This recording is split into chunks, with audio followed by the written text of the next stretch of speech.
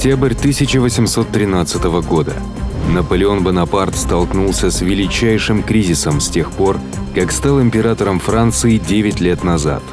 Его долгая война в Испании закончилась поражением, и англо-испанская португальская армия теперь пересекла Пиренеи, чтобы вторгнуться в саму Францию.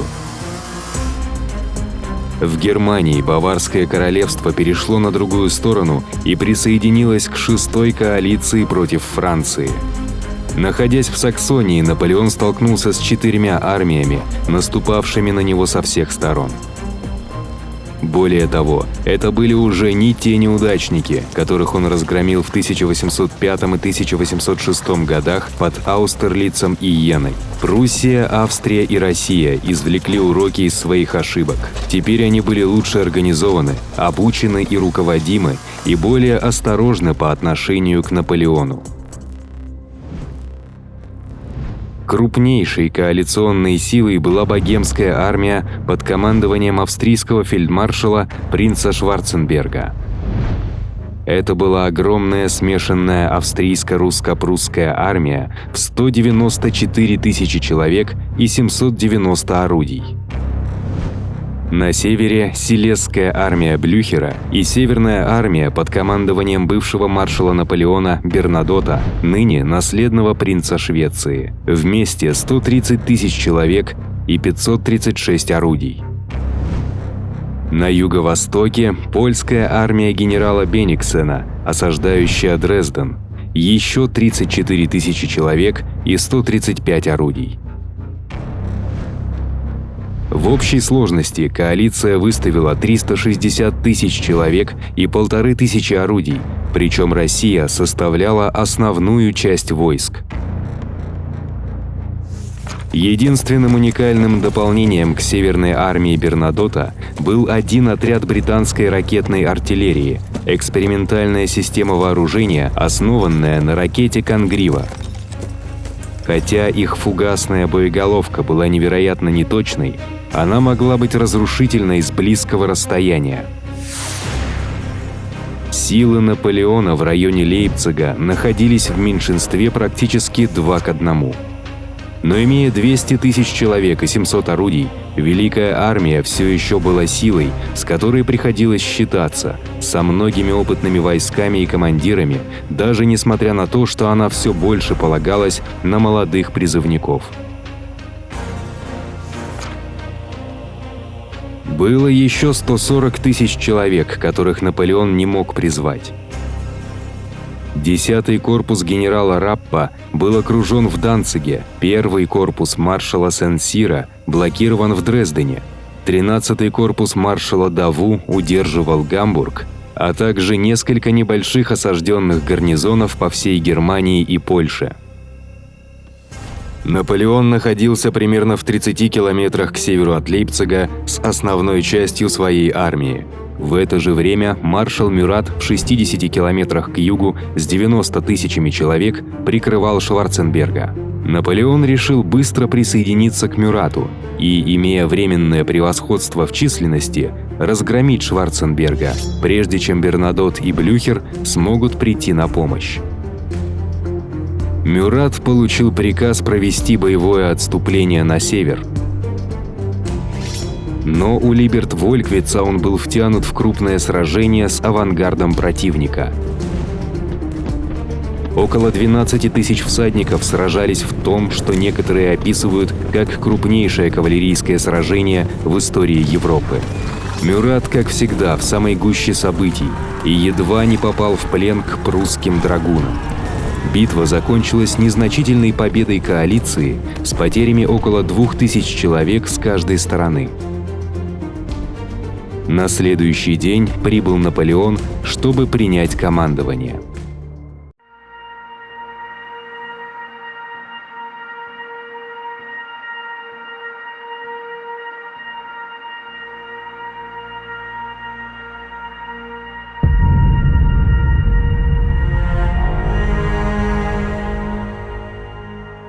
К 16 октября Наполеон сосредоточил большую часть своих сил к югу от Лейпцига. Фельдмаршал Шварценберг тем временем, вопреки советам русских, развернул свою армию по обе стороны реки Плайсе, что затруднило его передвижение в течение всего сражения. Наполеон поручил северный сектор маршалу Нею с приказом следить за Блюхером и Бернадотом. Но император ожидал их не раньше, чем через день, и поэтому Ней получил приказ перебросить большую часть своих войск на юг для атаки на Шварценберга. Шварценберг, однако, знал, что Блюхер и Бернадот ближе, чем предполагал Наполеон, и что Бениксен тоже марширует из Дрездена. Именно этого момента и ждала коалиция. Все их армии соединились против Наполеона с подавляющим численным превосходством. Однако штаб коалиции не имел ничего общего с штабом Наполеона. Воля одного человека не решала все. Шварценбергу пришлось попытаться скоординировать действия 3 больших армий, представляющих 3 отдельных государства. И хотя он был главнокомандующим, его планы все еще нуждались в одобрении императора Александра как верховного главнокомандующего. В это время он также вел переговоры с королем Пруссии и императором Австрии, все из которых присутствовали в его штабе. В конце концов был согласован план, согласно которому группа корпусов генерала Витгенштейна должна была возглавить наступление 4 главными колоннами с 2 австрийскими фланговыми атаками к западу от Плайсе. В 8 утра началась бомбардировка линии фронта, когда русские, австрийские и прусские пехотные полки продвигались по холодным грязным полям. Вахау вскоре пал под натиском русской пехоты, но огонь французской артиллерии не позволил им продвинуться дальше. Затем 2-й корпус Виктора контратаковал, отбив деревню штыками. В это утро Вахау еще дважды переходил из рук в руки. Эти кровавые схватки за небольшие саксонские деревни стали типичным примером боев вокруг Лейпцига. Под Марклебергом прусский 2-й корпус Клейста после ожесточенных боев выбил польских защитников. В то время как на левом берегу Плайсе австрийский 2-й корпус Мервельда боролся за лесистую землю, чтобы атаковать хорошо защищенные деревни.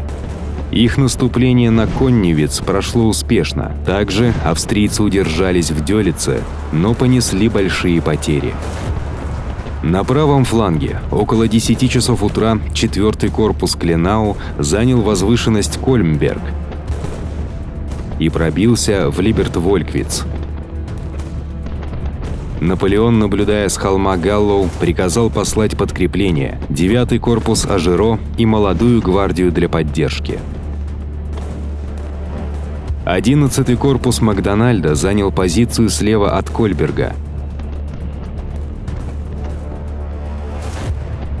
Его войска отбили его и контратаковали Либерт-Вольквиц, вытеснив австрийцев и преследуя их по полям. Наступление было остановлено только тогда, когда русские казаки были замечены на открытом левом фланге. Предупреждение, что армия Бениксена была недалеко. Наступление коалиции ни к чему не привело, и большая часть ее скромных успехов была потеряна из-за французских контратак. Однако был один сектор, где коалиция имела больший успех в то утро. Австрийский 3-й корпус генерала Гюлая, получив приказ угрожать линии отступления Наполеона, двинулся по болотистой местности к Линденау.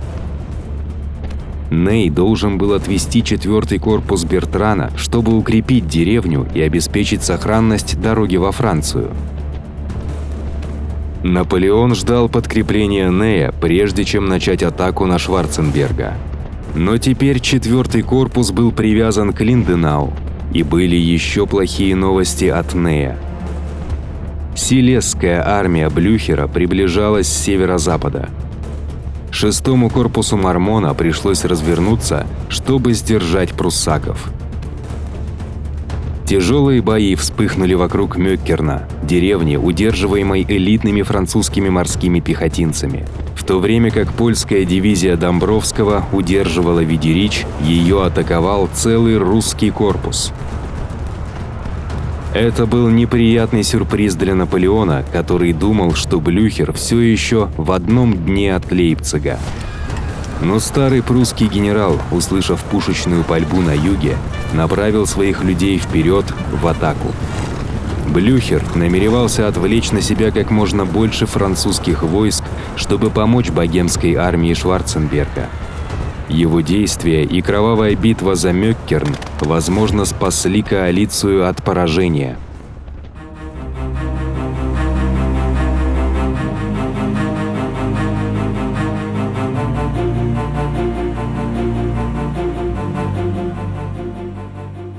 Наполеон был в меньшинстве практически на всем поле боя, за исключением юга, где он все еще имел численное преимущество. Не такое большое, как он рассчитывал, и вряд ли оно продержится долго. Шварценберг и Александр уже перебрасывали резервы, хотя теперь Шварценберг обнаружил, что они находятся не на той стороне реки Плайсе, что стоило им драгоценных часов. Наполеон решил – сейчас или никогда. В 2 часа дня он приказал начать атаку. Огромная батарея из 180 орудий осыпала снарядами вражеские линии. Затем начали наступление 2-й корпус Виктора, 5-й корпус Ларистона и молодая гвардия. В поддержку Мюрата были собраны целых 2 кавалерийских корпуса, 10 тысяч всадников, и он повел их в одну из самых массовых кавалерийских атак наполеоновских войн. Кирасиры 1-й тяжелой кавалерийской дивизии прорвались к главной батарее противника. Некоторые даже почти достигли штаба 3 коалиционных монархов. Но земля была болотистой и изрытой заборами и канавами. Французские лошади скоро выдохлись, и эскадроны пришли в беспорядок. С юга приближались австрийские кирасиры и русская гвардейская кавалерия. Когда эти свежие кавалерийские резервы союзников атаковали французов, последовала большая рукопашная схватка, но французы в конце концов были отброшены назад к своей исходной линии. Дивизия Мизона 5-го корпуса была вовлечена в отчаянную борьбу за Гюльденгосса. Бой шел по деревне взад и вперед. Улицы заполнялись убитыми и ранеными с обеих сторон. Однако, когда русские и прусские гвардейские полки прибыли для укрепления деревни, французы были вынуждены отступить. Около 4 часов дня австрийский резервный корпус наконец прибыл и возобновил штурм Марклеберга, одной из утренних целей, которая была наконец достигнута. К 5 часам вечера стало ясно, что у Наполеона недостаточно резервов, чтобы форсировать решающий исход на юге. На севере в городе Мёккерн упорно сопротивлялись французские морские пехотинцы при поддержке артиллерии ближнего боя. И все же, несмотря на страшные потери, прусский корпус Йорка продолжал наступать. Сам маршал Мармон был дважды ранен, но остался командовать. Наконец, блестящая атака прусских гусар довершила разгром французов. Мёккерн пал, а корпус Мармона устремился обратно к Лейпцигу. С наступлением сумерек, около 6 часов вечера, выстрелы на поле боя прекратились. Первый день сражения обошелся французам примерно в 25 тысяч жертв. Коалиции по меньшей мере в 30 тысяч. Наполеон был так близок, но не смог нанести решающего удара. Шанс на победу ускользал из его рук.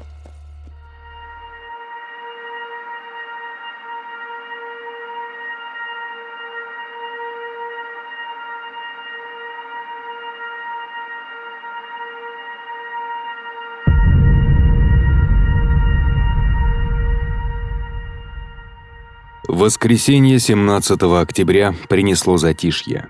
Обе армии были истощены боями предыдущего дня. Наполеону нужно было дать отдых своим войскам и пополнить их боеприпасами, которые быстро истощались.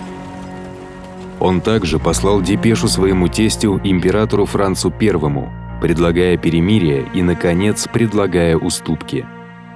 Но союзников это больше не интересовало. Они знали, что время на их стороне. Единственный крупный бой в тот день произошел на севере, где Блюхер продолжал атаковать. Русская пехота штурмовала Ойтрич и Голлес, а гусары атаковали и разгромили часть 3-го кавалерийского корпуса Орриги. В тот день Наполеон получил 14 тысяч подкреплений, когда с северо-востока прибыл франко-саксонский 7-й корпус Рейнье.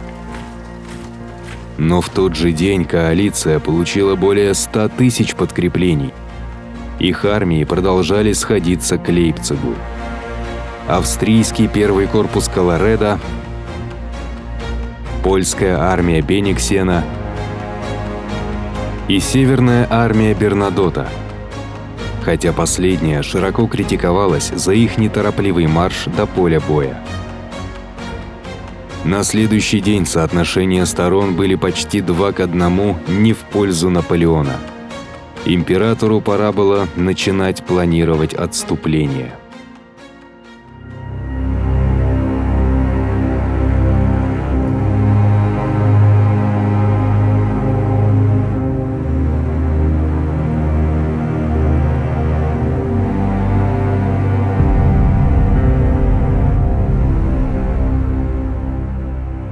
В понедельник утром солнце осветило 80 квадратных километров поля боя, на котором было собрано почти 500 000 солдат и 2000 пушек. Солдаты из Франции, Германии, России, Австрии, Польши, Италии, Швеции, Нидерландов и даже Великобритании. Это была поистине битва народов. Готовясь к отступлению, Наполеон оттянул свои войска в более плотный оборонительный периметр и приказал 4-му корпусу Бертрана выступить на запад, чтобы обезопасить линию отступления армии. 2 дивизии молодой гвардии под командованием маршала Мартье заняли свое место в Линденау. Шварценберг тем временем планировал замкнуть ловушку 6 сходящимися атаками. Бои на юге начались около 8 утра. Австрийцы взяли Дёлиц, но маршал Удино, контратакуя во главе молодой гвардейской дивизии, снова выбил их. Шварценберг был так встревожен этим переворотом, что отдал приказ отозвать 3-й корпус Гюлая. Войска генерала Барклая вначале почти не встречали сопротивления, когда они взяли Вахау и Либерт-Вольквиц.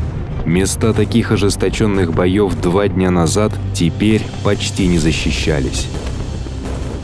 Барклай сделал паузу, ожидая, пока Бениксен займет позицию справа от него, прежде чем продолжить атаку. Войскам Бениксена предстояло взять под контроль большую территорию, но к полудню они отбросили пехоту Макдональда и заняли свои цели. Теперь они будут ждать, когда армия Бернадота соединится справа. Однако армия Севера снова медленно продвигалась вперед, за что многие опять же винили ее командира, который, казалось, был чрезвычайно осторожен в бою со своим старым хозяином.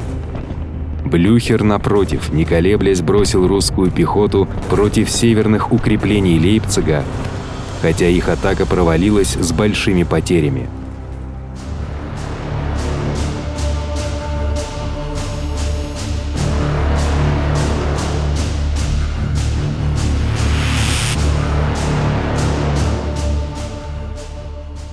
К 2 часам пополудня Наполеон испытывал сильное давление на всех фронтах, но держался. Теперь его внимание было сосредоточено на Пробстхайде, ключевом пункте на Южном фронте, находящемся под ударом прусского 2-го корпуса Клейста. Французские войска превратили деревню в крепость и нанесли страшные потери наступающим пруссакам.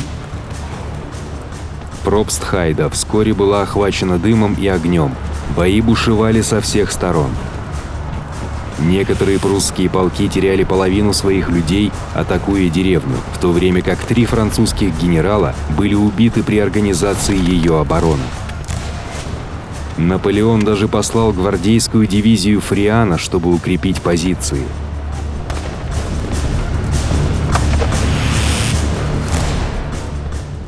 На севере армия Бернадотта наконец-то всерьез вступила в сражение.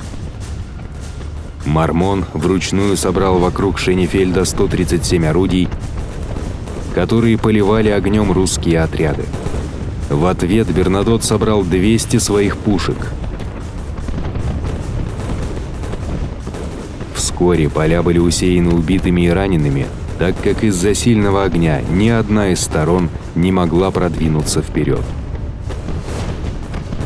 Около 3 часов дня прусский корпус фон Бюлова при поддержке австрийских егерей и небольшого британского ракетного отряда атаковал Паунсдорф.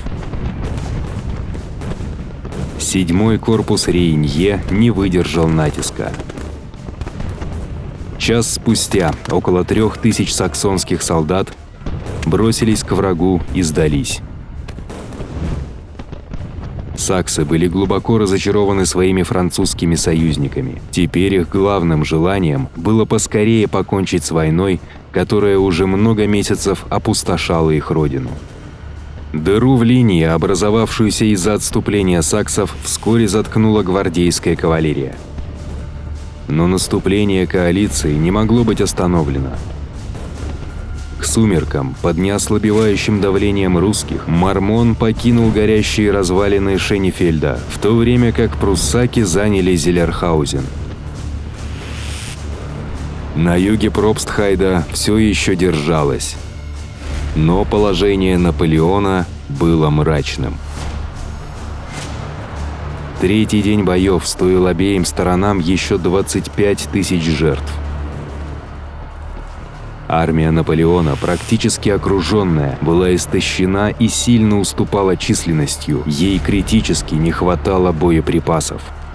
Наконец, император отдал приказ отступать.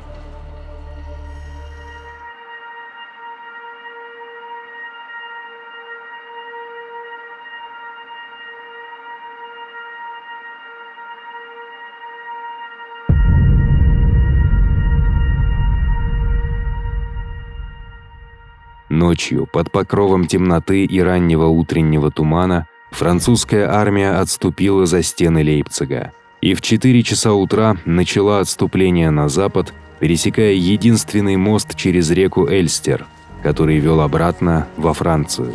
Было время и материалы, чтобы построить дополнительные мосты, но никто не отдал необходимых приказов, что окажется серьезным упущением. Кроме того, не было четкого плана обороны Лейпцига, который был оставлен на усмотрение беспорядочных малочисленных частей, в основном поляков и немцев. Наполеон покинул Лейпциг около 10 часов утра. Позади него виднелись лишь сцены нарастающего хаоса и беспорядка. Улицы города были забиты войсками, пушками и повозками. У 20 000 раненых солдат в городе не было надежды на спасение. Через 30 минут на город посыпались снаряды, и коалиция начала массированную атаку с севера, востока и юга. Арьегард удерживал городские ворота так долго, как только мог. Но вскоре они были разбиты врагом, и по всему городу вспыхнули ожесточенные уличные бои.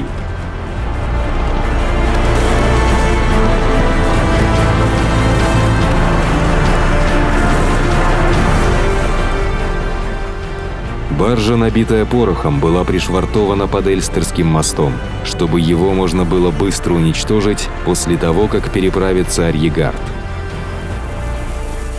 Около 2 часов дня капрал поджег фитиль, когда увидел русских солдат на дальнем берегу, хотя мост все еще был забит войсками, повозками и лошадьми.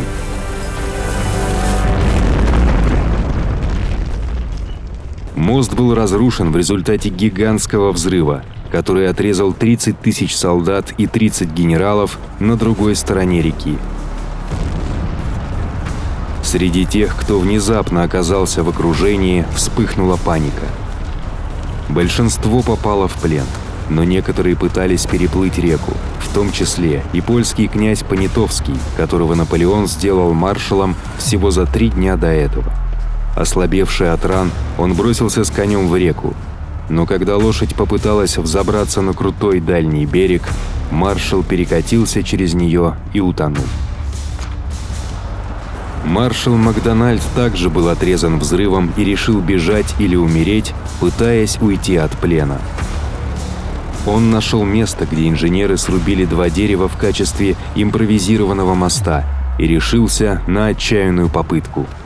И вот я стою одной ногой на стволе, а подо мной бездна. Дул сильный ветер. На мне был большой плащ, и, боясь, что кто-нибудь может схватиться, я избавился от него. Я прошел уже 3/4 пути, когда несколько человек решили последовать за мной. Их быстрая ходьба перевернула деревья, и я упал в воду. К счастью, я смог коснуться дна, но берег был крутым, почва рыхлой и скользкой. Подошли несколько вражеских солдат. Они стреляли в меня в упор, но промахнулись, а несколько наших людей, оказавшихся поблизости, отогнали их и помогли мне выбраться. Я был мокрым с головы до ног, задыхался и сильно вспотел от такого перехода. Маршал Мармон, переправившийся рано утром, дал мне лошадь. Мне больше хотелось сухой одежды, но ее не было. Потеря моста превратила тяжелое поражение Наполеона в катастрофическое. Позже, в этот день, 3 союзных монарха встретились в центре Лейпцига, чтобы отпраздновать свою великую победу. Это стоило им огромных жертв. Точные цифры установить невозможно. Но за 4 дня боев коалиционные армии понесли по меньшей мере 52 тысячи потерь. Наполеон, который не мог позволить себе таких жертв, оказался в худшем положении. 47 тысяч убитых и раненых, 35 тысяч взятых в плен, 325 орудий потеряно. Под Лейпцигом было убито и ранено больше людей, чем в любом европейском сражении до Первой мировой войны. Сэр Джордж Джексон, британский посол в Австрии, ехал через поле боя вместе с Меттернихом, австрийским министром иностранных дел, 2 дня спустя. «Более отвратительного и тошнотворного зрелища я никогда не видел», – писал он. «Едва мы могли сделать шаг вперед, как натыкались на мертвое тело какого-нибудь бедняги, изрезанное ранами и запекшейся кровью. Другого, возможно, без руки или ноги. Тут и там безголовое туловище или только голова, отчего наши лошади спотыкались или отскакивали в сторону. Кровь стынет в жилах при взгляде на запрокинутые лица мертвых. Мы преодолели это поле славы так быстро, как только могли».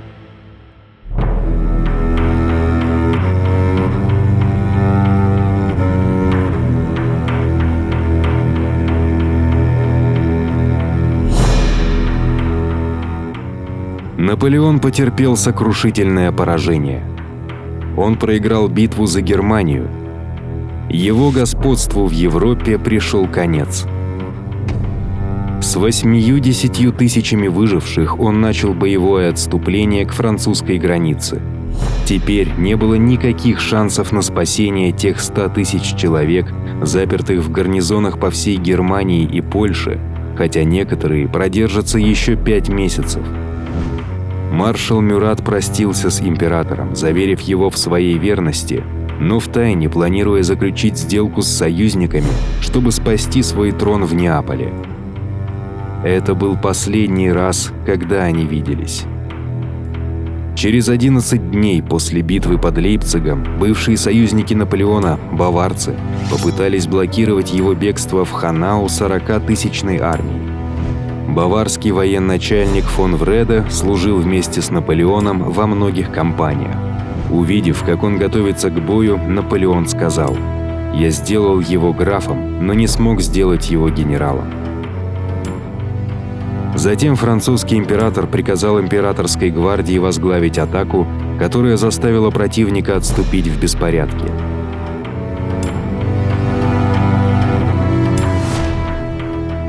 Три дня спустя французская армия достигла безопасного Майнца. Сам Наполеон двинулся в Париж, чтобы сдержать политический ущерб от своего поражения. За его спиной разваливалась его империя. 4 ноября коалиция объявила о распуске Рейнской конфедерации. Несколько ее бывших членов теперь вступили в войну против Франции. В иллирийских провинциях местные восстания, австрийское вторжение и поддержка британского флота положили конец французскому владычеству. В Северной Италии Эжен неуклонно отступал перед наступающей австрийской армией фон Хиллера. Находясь в Гамбурге, маршал Даву с 34 тысячами солдат вскоре будет отрезан и осажден. Положение Наполеона было отчаянным. Но в следующей кампании, сражаясь за саму Францию, Наполеон докажет, что он все еще мастер войны.